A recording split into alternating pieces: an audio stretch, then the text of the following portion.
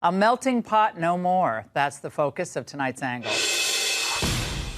All right, most Americans would be shocked to learn that non-citizens have the right to enter our country, advocate for the overthrow of the United States, disrupt the education of thousands of students, create chaos on a college campus like Alexis just talked about, and then run to our courts to protect them from the consequences of their own actions.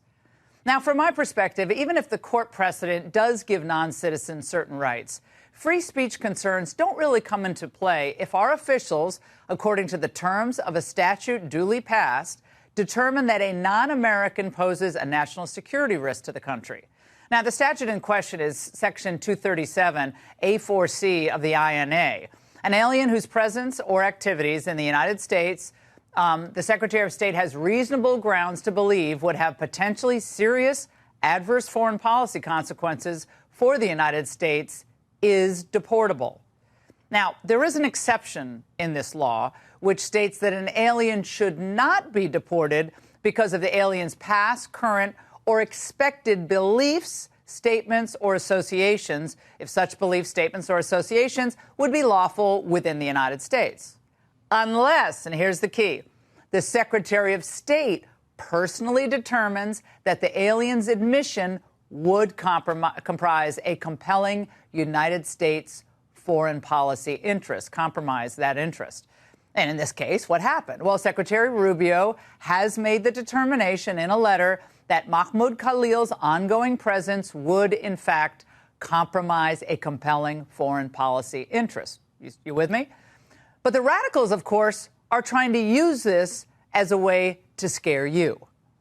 If you believe in constitutional rights, if you understand that they're targeting this person, and everyone knows he has been very vocal against the genocide of the Palestinian people in Gaza, and they're targeting him and refusing him constitutional rights, who's next? That's Rashida Tlaib. Now, look, it's simply absurd to believe that our framers wrote our Constitution to safeguard the rights of non-citizens whose entire goal is to seize power in the United States in order to benefit our enemies. Now, here's the bottom line. The left is trying to blow this up into a big story for their own political self-preservation. Why? They know there are a lot more Mahmoud Khalils out there, and they're living here, they're working here, they're studying here on student visas, on work visas, and it is their goal, the left's goal, to normalize this notion of foreigners coming here and then advocating for the overthrow of our government, spewing this vile anti-Americanism and, of course, in this instance, anti-Semitism. We know native-born radicals, we've seen this a lot, already hate America, but for now, they're out of power. And with Trump, the tide seems to be turning against them.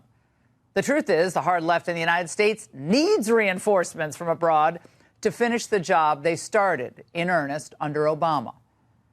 So these rabid lunatics do not have a positive theory about what America is supposed to be. To them, America and Americans are a blot on the global landscape. The sooner our country and Americans are gone, the better the world will be. Now, think of the difference between how this new left thinks about our country, that it's systemically racist, it's imperialist, what the pro-Hamas people think, as compared to the way the old liberals thought about it. They thought America just needed to live up to its founding principles in order to succeed. That's what Martin Luther King believed. Listen to the I Had a Dream speech. That's what JFK believed. That's what Abraham Lincoln, of course, Republican, but revered by the left, believed. But today, the hard left wants the entire system smashed. You see it on college campuses. That's what they want, upheaval. That's bad enough when we have American citizens believing this, but there is nothing in our history, nothing in basic common sense that compels us to admit foreigners, let them stay here, who believe any of this. This is a recipe for total chaos. Justice Robert H. Jackson, writing in The Dissent in Terminiello versus Chicago back in 1949, got it right. The choice is not between order and liberty. It is between liberty with order and anarchy without either. There is danger that if the court does not temper its doctrinaire logic with a little practical wisdom, it will convert the constitutional Bill of Rights into a suicide pact. This question of whether this Columbia grad threatens national security, it should be left up to the Secretary of State and the President. This individual is not an American citizen. He has whatever rights were given to him by statute. As I mentioned earlier, the statute says it's up to Rubio to decide whether that individual poses a national security risk. Now, 1999 Immigration Appeals Court ruling said a letter from the Secretary of State laying out the serious adverse foreign policy consequences for our country is deemed presumptive. They don't have to do any more. President Trump wrote on Truth Social today, if you support terrorism, including the slaughtering of innocent men, women, and children, your presence is contrary to our national and foreign policy interests, and you are not welcome here. And at the White House, he drove the point home. We ought to get them all out of the country. They're troublemakers. They're agitators. They don't love our country. We ought to get him the hell out. I think that guy, we ought to get him. I heard his statements, too. They were plenty bad. And I think we ought to get him the hell out of the country. I watched him. I watched tapes. Specifically, I watched tapes. And you can have them, okay? You can have them. And you can have the rest of them. If we continue to give safe haven to those who ultimately seek our destruction, we'll eventually end up with a knife at our throats. Now, it doesn't have to be a mob on college campuses. It can be a single, disaffected, angry refugee, what some in Europe are calling low-cost jihadists. A horrifying story in The Spectator. One of these low-cost extremists was last week jailed for life by a French court. In October 2020, Tunisian Brahim Awasawi murdered 3 Christians with a knife outside a church in Nice. One of the victims, a 44-year-old woman, was stabbed 25 times. During his trial, Awasawi justified his actions by claiming, "You, the West, kill Muslims, women, and children. These innocent people who die every day, aren't they human? Don't they have families?" The UAE's foreign minister tried to warn the West years ago. There will come a day that we will see far more radical extremists and terrorists coming out of Europe because of the lack of decision-making, trying to be politically correct, or assuming that they know the Middle East and they know Islam and they know the others far better than we do. And I'm sorry, but that's pure ignorance. Well, unfortunately, ignorance is something we have a surplus of in our government, but no more. American citizenship for the foreign-born is not a right. It's a privilege that we should be very carefully bestowing upon only the most deserving. America first. If it were up to me, I'd freeze all immigration until we really got a handle on who's here and why, until we deport the millions here illegally or who've threatened our national security. And that includes Mr. Khalil. And that's the angle. Trump went car shopping today. Hello, President Trump. Are you looking to buy or lease today? Well, I'm going to buy. And I'm going to buy because, number one, it's a great product, as good as it gets. Now, here's the bad news. I'm not allowed to drive because I haven't driven a car in a long time, and I love to drive cars.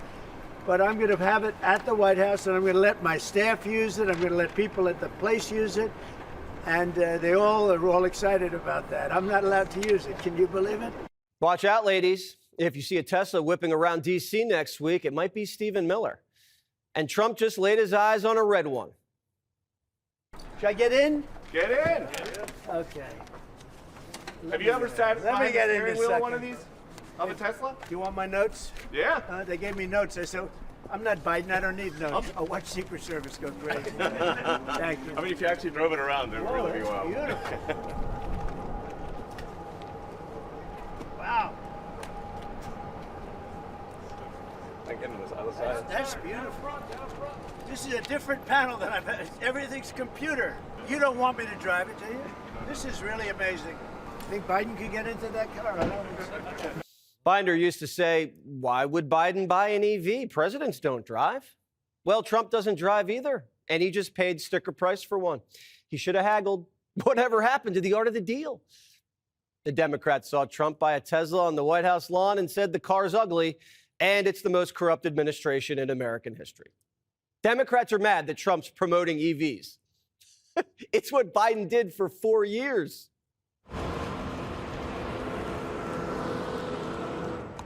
Mr. President. This sucker's quick. How does it compare to the Corvette? It's a beautiful car, but I like the Corvette. Biden gave billions to Detroit to build EVs and then gave Americans $8,000 in rebates to buy one. But he didn't buy one. He said he liked his Corvette better because the way the engine purred. The only reason 47's buying a Tesla is because Democrats are firebombing them. No, that's beautiful. Yeah. Mr. President talks about some of the violence that's been going on around the country at dealerships. Some say they should be labeled domestic terrorists. I will do that. I'll do it. I'm going to stop them. We catch anybody doing it because they're harming a great American company. When you heard an American company, especially a company like this, supplies so many jobs that others are unable to do, when you do that, those people are going to go through a big problem when we catch them. Let me tell you, you do it to Tesla and you do it to any company, we're going to catch you and you're going to go through hell. Liberals said EVs were going to save the planet. Now they're lighting them on fire. I can't even keep up with these people. Any American company that comes under attack by domestic terrorists, the president, whoever it is, should buy the product. If liberals were vandalizing Pizza Hut, the president has to get some deep dish delivered. Teslas are made in America. They don't make them in Mexico. That's the whole point of Trump's trade agenda. Made in America by American. Create jobs and boost wages. What is your message, President Trump? Buying a new car while there are some folks who will see this clip at home and they are struggling with their retirement accounts down at the moment, uncertainty about work ahead. Well, I think they're going to do great. I think our country had to do this. We had to go and do this. They've taken away, other countries have taken away our business. They've taken away our jobs. This economy, in my opinion, is going to blow it away. But what I have to do is I have to get the workers back. I have to get the factories open. We gave it away. Presidents before me gave it away, and I could name every one of them. But they gave it away, and we're taking it back. Globalization benefited multinational corporations, kept the stock market high, kept prices low. But it decimated around 100,000 American factories and sent 5 million manufacturing jobs overseas. That's why we call it the Rust Belt. Working class, middle American towns collapsed when the jobs left. Families fell apart. The birth rate dropped, and the drugs took over. For ages, hot molten steel has been the lifeblood of Johnstown, vigorously pumping dollars and jobs through the city's veins. But now the pulse of the community is in cardiac arrest. Bethlehem officials aren't making any more comments than what's contained in this press release. They're sorry, but it's simply not cost-effective to run the mill any longer. It does hurt, and there's a dramatic spin-off that's going to come from that, and there's going to be a lot of problems that have to be solved. In part, Bethlehem cites fierce foreign competition and the national economy for their demise. For some Bethlehem employees, it's hard to look past the shocking news. Don't rely on a corporation that don't want you, in a sense, and they don't care, you know. You're only a number. American industry got hollowed out. We stopped building ships, automobiles, even medicine, and it crushed our dignity. It wounded the fabric of American life. This trade war is really a war for American independence. President Trump will not repeat the trend of past American presidents who broke their promises to the American public and smiled while they stuck a knife in the back of American workers and shipped their jobs overseas. Trump was elected in 2016 to save the working men and women of this country. And he got off to a great start. And then COVID hit. And we realized how vulnerable we are, relying on China for everything.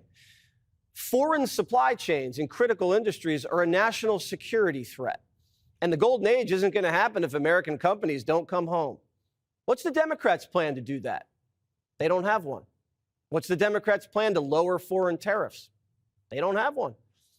The stock market was good under Biden because Joe never did anything. And the market liked certainty. And the market was certain Joe was asleep. No news, no new action. It was predictable. Wall Street did great. But how'd the American worker do? They got hammered by inflation and illegal immigration. And Trump was elected to correct this. And that's what he's doing. The tariffs are unpredictable. And the market hates that.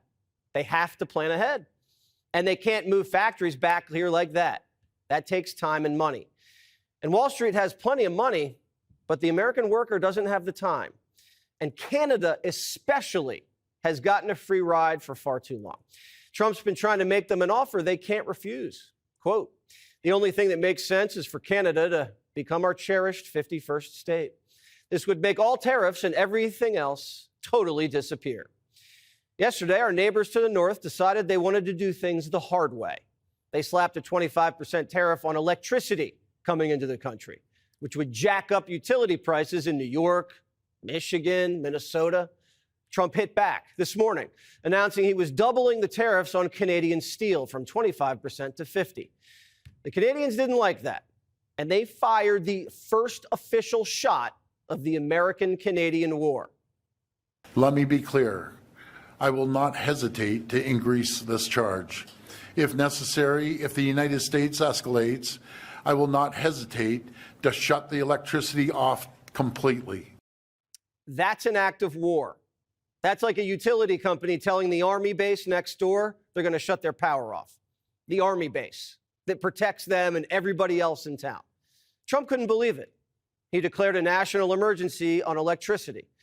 Quote, can you imagine Canada stooping so low as to use electricity that so affects the life of innocent people as a bargaining chip and threat? They will pay a financial price for this so big that it will be read about in history books for many years to come. And the Canadians immediately called the White House and backed down. As you know, there's a very strong man in Canada who said he was going to charge a surcharge or a tariff on electricity coming into our country. He has called and he said he's not going to do that. Okay, he's not going to do that. And it would have been a very bad thing if he did, and he's not going to do that, so I respect that. Can you believe the nerve of Canada trying to pull our plug over a steel tariff, which is just a tactic Trump's using to renegotiate the USMCA that comes up for review next year? It's directed at Canada. Because you look at Toyota, Toyota builds the RAV4 and some Lexus models up in Canada. Look, the RAV4 is wildly popular, one of the most popular vehicles sold here in the United States. So, you know, what this is the Trump administration saying to Canada, you think you have these plants? Think again. We want them down here. The media won't tell you this, but major companies are pouring back into this country. Honda, Hyundai, Volvo, LG, Samsung, Stellantis, Volkswagen, the list goes on. American Steel loves what Trump's doing, and so do the Teamsters, who didn't endorse Kamala Harris. It's almost comical if it didn't have an economic effect. It's like, you know, he puts the tariff in, he puts the tariff out, he puts the tariff in, he puts the tariff out, then he does the hokey pokey, and he turns us all around. We're in a world of hurt. No matter what Donald Trump tells you, because he's nervous, he's scared, he's doing these interviews because he's trying to change the narrative, such negative news. We're in a recession. We are in a dictatorship, but we're in a recession. And it's going to be worse in the next couple of days and worse after that because he has started a trade war that we're going to lose. And it's unbelievable that his people believe in it.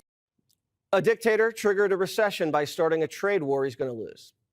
That's the media's patriotic message.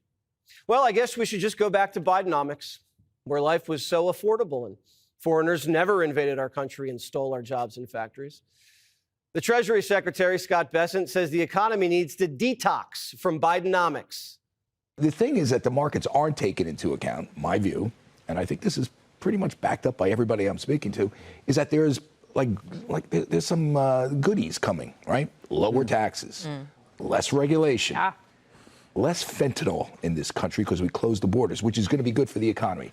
Less immigration, which means you don't have illegal immigrants clouding our healthcare system. All this is happening right now, and it's not being factored into the market. So I would just say this, if you're looking at this sort of broadly, this is a puke. Technical term, we need to get some of this out of our system. Now, if you're retiring now, first of all, congratulations. You've experienced the greatest market run in civilization. Look at this chart from the 80s. If you put $100,000 in the market in 1980, didn't touch it, didn't even add to it, you'd retire today with $7 million. No one likes to lose money, but the Dow's basically flat since the election. I know, it's been about 4 months. It seems like longer. And Trump's not running for re-election, so he's doing the tough stuff that no other politician would ever do. Fight trade wars, buck Wall Street, cut spending, because it's in the long-term interest of the American people. Mr. President, your comments the other day not ruling out a potential recession seemed to rattle the stock markets. The Commerce Secretary said there wouldn't be one. Boom. Just so you know. Just specifically on the recession. Yeah. Do you think there will be a recession? I don't see it at all. I think this country is going to boom. But as I said, I can do it the easy way or the hard way. The hard way to do it is exactly what I'm doing, but the results are going to be 20 times greater. And remember, Trump is always right. And what do you say to Americans? If you look at what I've said over the last 10 years, Trump has been right all the time. This is the way to do it. Welcome to Hannity, and tonight we have a lot of ground to cover with big developments at home and abroad. White House Press Secretary Caroline Leavitt. We will get our White House briefing from her and more on her clash with the so-called reporter from the very anti-Trump Associated Press, very woke Associated Press. And later, part two of my exclusive interview with HHS Secretary Robert Kennedy Jr., who made this promise during our trip this weekend to Steak and Shake. If you tried to take away the president's favorite foods, you would be fired. I'm pretty convinced. Yeah, I'm not going to do that. I'm not. You know. You better not take away the president's food. Not going to happen. Anyway, we're going to have much more of our interview later in the show. We'll talk about measles.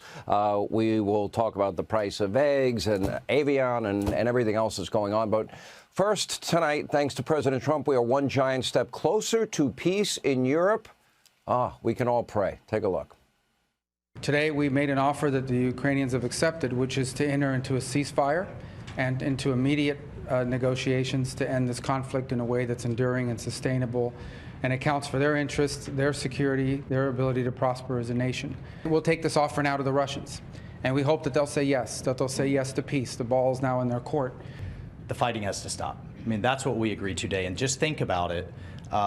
We've gone from if the war is going to end to now how the war is going to end, and this was an important first step, and that was under President Trump's leadership. He has literally moved the entire global conversation to where we had a very senior Ukrainian delegation with us today. We've had engagements with our Russian counterparts, and now it's how the war is going to end, and that's under President Trump's leadership. I wonder all the praise from America's old school hippie liberals, you know, the ones that used to love to sing, you know, all we're saying is give peace a chance. Where have all those people gone? This is by far the closest we have come to peace since the start of this war. I hope the death and destruction ends. Anybody with a heart, conscience, and soul should hope for the same. But just 10 days ago, my memory serves me well, the state-run legacy media mob, Democrats, they were all hysterical. This after Zelensky's tense meeting at the White House. They told us Trump ruined America's relationship with Ukraine and are standing around the world for years and years to come, and that peace was never going to even have a chance to happen. You might recall. Take a look. They come in the air hours after an Oval Office ambush of an American ally that will reverberate all around the world and stain America's image for years to come. It revealed instead of Donald Trump and a J.D. Vance clearly on an errand for Vladimir Putin. They are popping the champagne in Moscow. They've got their best vodka out, and they're doing shots as we speak. There's no question. That's exactly the same thought that went through my head. The propaganda is what's coming out of J.D. Vance's mouth, and it's Russian propaganda. Caitlin, I want to start with, look at her face. I mean, Christiane, hold that thought for once. Okay, actually, Christiane, please, take it away. Never in the history of modern diplomacy, war, peace, whatever, have I ever seen anything like it. No, you've never met a force like Donald Trump before. That's about right. Blinded by their anti-Trump rage, Democrats, the legacy media mob, they are unable, unwilling to tell their viewers the truth. Now, if you were watching this program, you are definitely better informed. In fact, here is what I was reporting 10 days ago. Take a look. I predict Zelensky, he's going to be back. He has to be back. You know, how much more death and destruction will it take for him to come back? Now, if the media mob wasn't so blinded by their anti-Trump rage, they'd be able to see the following pattern. Let me walk you through it, especially if you're in the state-run media mob. I'll go very slow for your benefit. Step one, President Trump introduces a plan, and tense negotiations usually ensue right thereafter. Step two, Democrats, the media, they all freak out. It's like Alka-Seltzer in water. They bubble and fizz, and they hate Trump. and they tell everyone that the sky is falling and the world is coming to an end. Step 3.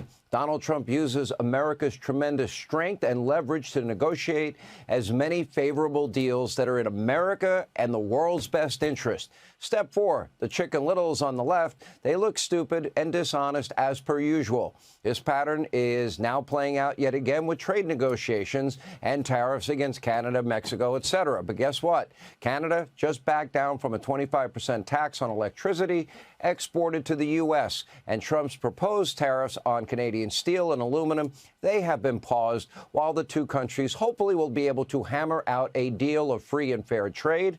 Now, we've got to deal with real issues here.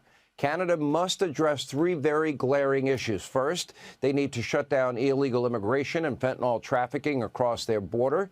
With the U.S., it has never been higher than it is now. Second, the free ride for our friends in Canada, and I consider the people in Canada our friends, is over. Canada must start paying for their own self-defense. And don't forget, all NATO allies are required to spend 2% of their GDP on defense. The U.S. spends nearly double that target at almost $1 trillion a year. Canada, meanwhile, only spends a measly 1.37% of its GDP on national defense. Our neighbors to the north must fulfill their obligation to NATO. Third, the issue that Canada must resolve are the pre-Trump tariffs and limits imposed against a variety of American goods. You may not know this. We already have a trade imbalance with Canada. And by the way, they already have put tariffs on us. How many of you knew that? For example, a base 7.5% tariff on milk, but the amount of imports is capped. And after that cap is reached, then the tariff rises to a whopping 241%. That's not good for American dairy farmers in Wisconsin and elsewhere. There's also a 200% supply management tariff on eggs and poultry, and nearly a 300% supply management tariff on butter and cheese. Now, for our friends to the north, we either have free and fair trade or we don't. If they want free and fair trade, Donald Trump will give it to them. If they choose reciprocal tariffs, that will be on them. Now, I'll also add one last thing. Canada spends $30 billion on their military every year. The U.S. spends nearly $1 trillion, and the world knows that the United States will protect our friends to the north in Canada if they are ever in need. Just a little more appreciation would be nice from our friends to the north, and I'm not sure if I really want Canada to be the 51st state, because I suspect that would be 2 more liberal senators, and we don't need that. But progress is now underway, and the Trump haters on the left once again look foolish. Tonight, we are seeing this very same pattern play out with DOGE as well. But the hysteria directed and the outright evil directed at Elon Musk is absolutely insane. He is receiving now constant death threats. Tesla dealerships, Tesla owners are under attack all over the country. You know, the smears, the lies from the media mob, the Democratic Party, the radical left are nonstop. Why? All because Elon Musk supported Donald Trump, is now helping Donald Trump and losing billions of dollars in the process. He's helping to identify waste, fraud, abuse in the Washington swamp. He's helping to save our country from ultimate bankruptcy and insolvency. He's also, will hopefully be saving astronauts in just a few short days. I pray that mission goes well. I have every hope that it will. And today, the White House announced that attacks against Tesla dealerships will be labeled as domestic terrorism. And he had this to say about the leader of DOGE. Take a look. This man has devoted his energy and his life to doing this. And I think he's been treated very unfairly by a very small group of people. And I just want people to know that you can't be penalized for being a patriot. And he's a great patriot. Now, let's be clear. The anger, the hysteria, the directed at Elon Musk and DOGE from the left, it is ugly, it is sick, it is twisted, it is now becoming downright evil and dangerous. And for the record, as I promised yesterday, I ordered my Tesla today. It's on X. If you want to go look at it, you can take a look at it, or you can see it on Hannity.com. But you start to understand the hysteria of the left when you see reports like this one from Politico. Quote, U.S. AID official tells remaining staffers, shred and burn your documents. I think that would be illegal. We ought to check with AG Pam Bondi on that. That is a pretty good sign that Elon Musk and his team at DOGE are doing exactly what poll after poll of you, the American people, want them to do. They are uncovering corruption and waste, fraud, and abuse at the highest levels, all paid for with your hard-earned tax money. He's hated for what? Stopping an out-of-control bureaucracy from stealing from your children and your grandchildren. And he's getting death threats. His dealerships are being attacked. His charging stations are put ablaze, and a boycott to try and bankrupt him. This is beyond sick. And once again, the state-run media mob, Democratic Party, they look stupid, dishonest, etc. But tonight, we have yet another example of this pattern surrounding the price of eggs. For the past 4 weeks, the left has been in a state of hysteria. Now, they told us, in spite of Biden inflation, that it was only transitory. They said the border was secure. They said Joe was a cognitive, pillar of strength. And the rising price of eggs, blaming Trump for the economy that he inherited, even though the increase was caused by the Biden administration and bird flu related to mass murder of chickens. Now, after less than 2 months under Donald Trump, oh, look at this. Prices are starting to come down. Take a look. I had no inflation. I had a great economy. He gave you high prices. You couldn't buy bacon. You couldn't buy anything. And also, I inherited a situation with eggs. The price of eggs was through the roof. Well, now the price of eggs has come down a lot. Interest rates have come down. Gasoline prices have come down. It's all coming down. It's all a beautiful thing. I can do it the right way or the wrong way. We're doing it the right way. And I have tremendous confidence in this country and the people of this country. Tremendous confidence, much more so than if I sat back for 4 years and had a good time in the Oval Office. Now, the moral of the story is simple. Tune out the noise and the hysteria and the lying and the screaming. And you know what? If there are great patriots that are trying to help our country and they're under fire for doing nothing but serving the people in this country, you know what? Maybe we can help support them. Because obviously the left is just got a vendetta attitude about everything. There's no doubt that we're still dealing with the effects of Biden's terrible presidency. We are living under the Biden-Harris economy, but President Trump is busy now executing the plan that he wants to fix what is broken and generate a new era of peace and prosperity, what he calls a golden age in America. The results are starting to pour in. Roll that thing up a little. Enough! Enough! You're making the other shows feel bad. Wait, we didn't get a Greg out of that one. Oh. Give the man a break. Give him a Greg. All right. Okay. Watch your ass. Happy Tuesday, everyone.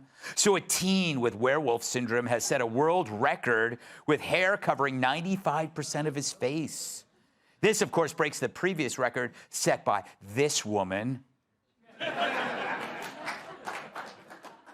The WNBA's Angel Reese claims players may strike if their demands aren't met. Or even worse, they'll keep playing. Michelle Obama is launching a podcast with her brother, disproving the theory that Michelle and her brother were the same person. But it is nice to see that she's teaming up with her brother. Just don't go overboard, Michelle.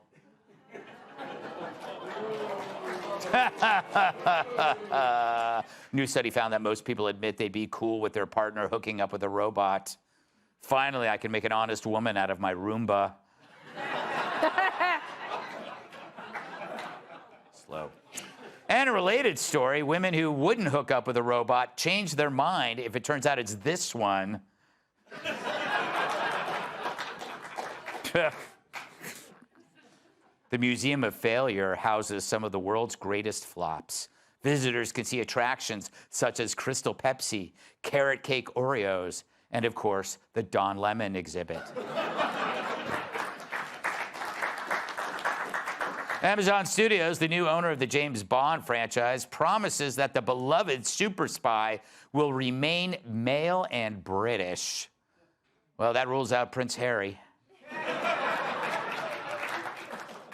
Researchers say the more you spend time with dogs, the more likely you are to misread their emotions.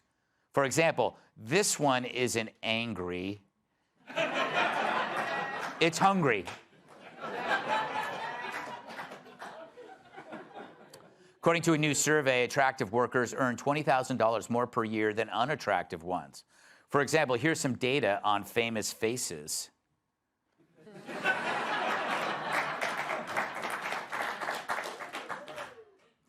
And a London club has banned audience members with frozen faces that are due to Botox. So guess who canceled their girls' trip to England? They look the same. They do look the same. Is that Michael Jackson? Yes, it is. All right, so how do you know when you're doing the right thing? When you drive the nutty people even nuttier. Here's a federal worker losing her mind over Elon's 5 work achievements email. When you wake up or when you're on your weekend and you get the fork in the road message, or you get the subsequent 5 bullets, hey, what the hell did you do, you lazy federal worker, this week?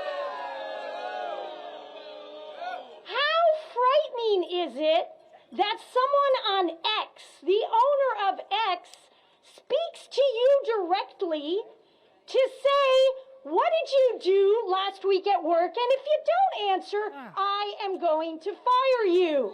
Okay. So an email that asks you what you did at work is terrifying. Oh, you're going to hate being married. So glad she wore the mask, you know. She didn't want to catch anything from people 50 yards away. But also, you get asked what you did at work all the time. In the private sector, I'll tell you what I did off the top of my head. Last week, I taped The Five in Gutfeld. I did an interview with NPR. I met with my team over scripts. And I made Peter Ducey shave my back. He volunteered. I said yes. Look, no one's calling all federal employees lazy, but when we give you $40 billion for Wi-Fi and no one's hooked up, we're going to want to see what it is you do all day.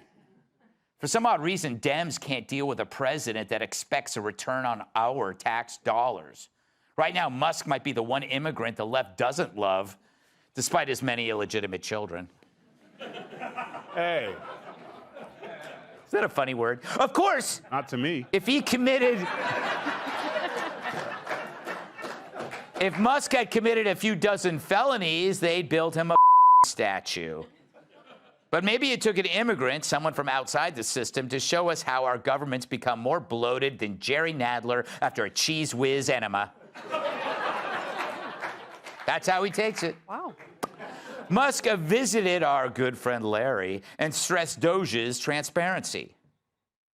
When people criticize, say, what DOGE is doing, we say, well, which part specifically? Because we put all of the actions of the DOGE team on the doge.gov website and on the DOGE handle on X. So we post the receipts. So it's like, this action has been taken, this action has been taken. Which cost saving do you disagree with? And then people usually can't think of any. Of course, transparency can suck, like if you come across Michael Moore in a damp moo-moo. But not only are Musk and DOGE trying to save taxpayers billions, they're actually posting the details of exactly how they're doing it on a website. Now, every elected official vows to have the most transparent administration ever. But have you ever seen him do it, to actually make the effort open to the American public? Nope. And we put up with that for years. Meanwhile, with private companies, people trash Delta on X if you can't get a rep on the phone in 3 minutes with your complaint about your seat upgrade. Or to ask why your all-female crew landed the plane on its back.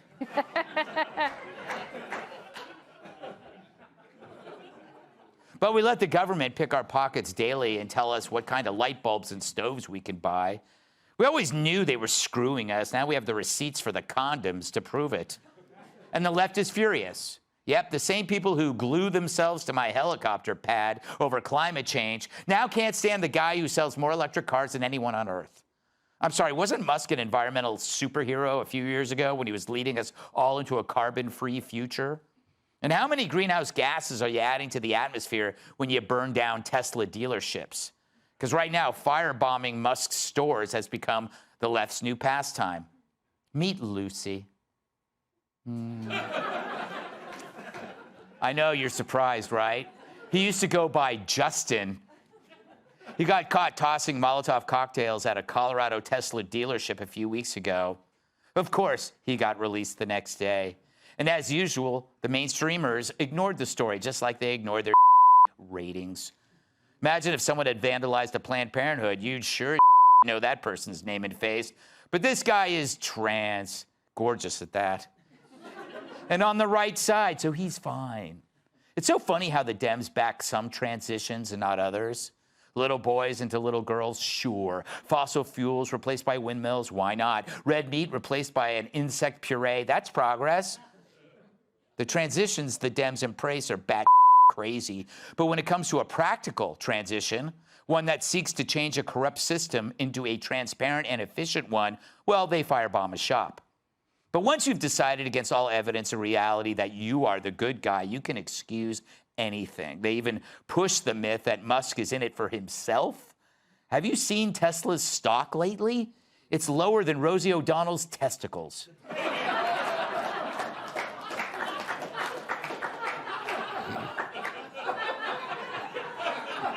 Slow.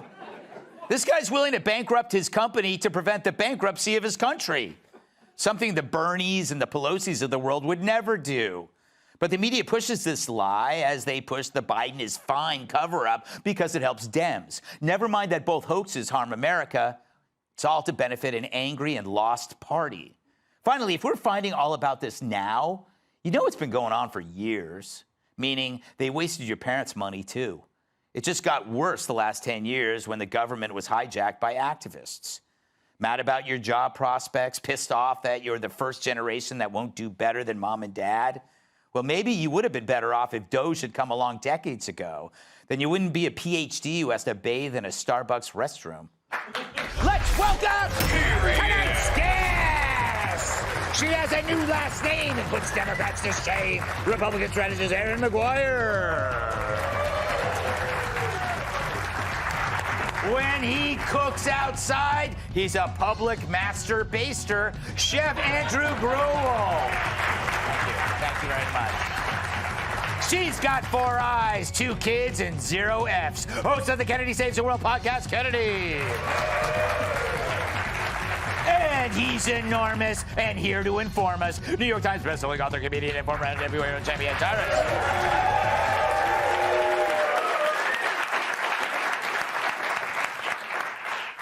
Aaron, what did you make of that federal employee in the mask complaining that her boss asked her what she did for a living? Not really her boss, so to speak, but he is kind of right now.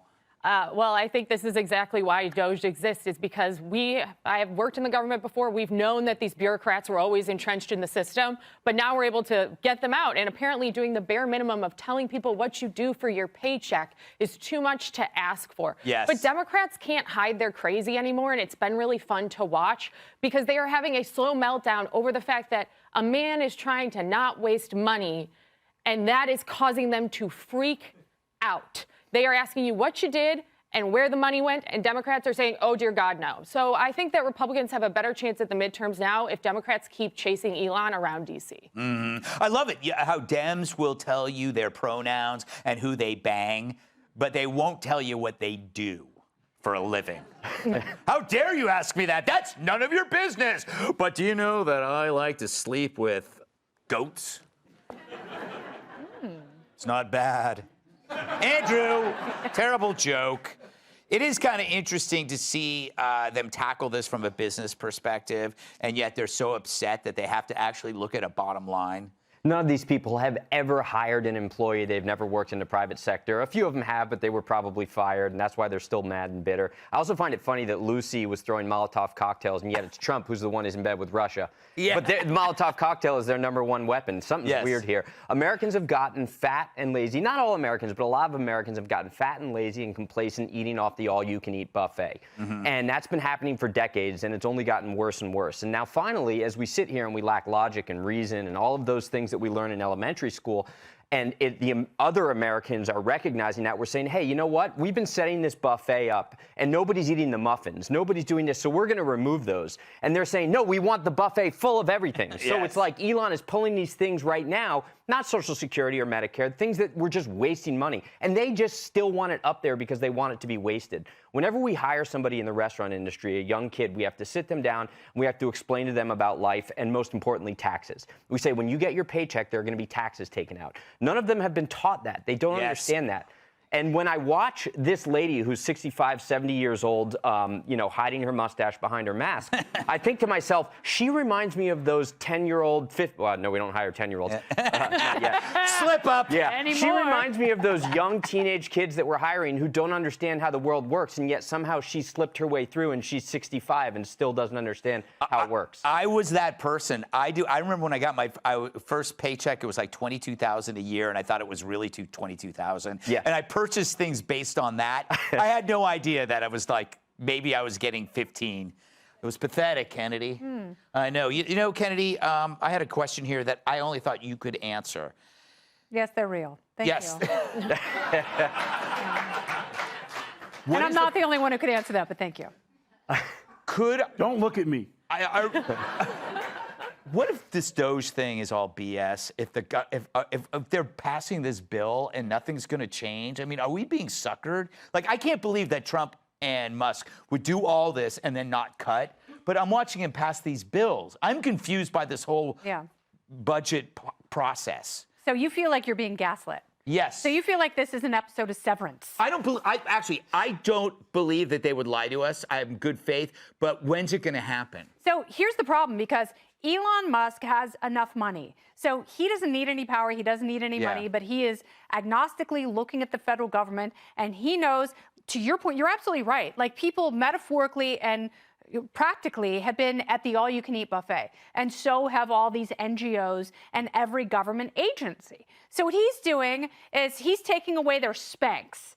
So, it's like, that sucks everyone in and hides the weight loss, and he's offering them Ozempic, and they're absolutely freaking out. Yeah. But he's doing it essentially beholden to no one. And there are people like Elizabeth Warren, like, well, he's got contracts with the federal government, and that may be true, and hopefully there aren't conflicts of interest. But what he's doing is so much more important and so necessary, and we've been forced into this position. Unfortunately, Congress and both parties are guilty of this. They love giving the handouts. They love being the ones going, no, we're going to give you, oh, sure, we need to cut everything else, but we're going to give you chocolate cake. We're going to give you blueberry muffins. We're going to give you strawberry cheesecake, all you can eat in every single district. So that's why Congress is having a really hard time making the actual cuts, and that's why you're forcing it on someone who really doesn't care if he goes away from the federal government tomorrow. And to complete this analogy, they're giving all this food at the buffet, and Trump and Elon, they're the colonoscopy that goes up your ass to see all the damage.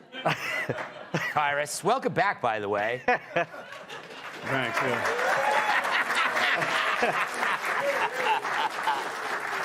Yes, I'm sorry. So you want me to comment on the... No, I want to... No, actually, I actually don't need a question. Yes. Because I've given this a lot of thought, because the reason why they despise Elon is because Elon is what they pretend to be. He's an activist in the sense that he's doing something selfless to make a change with no benefit to himself, to put himself in peril.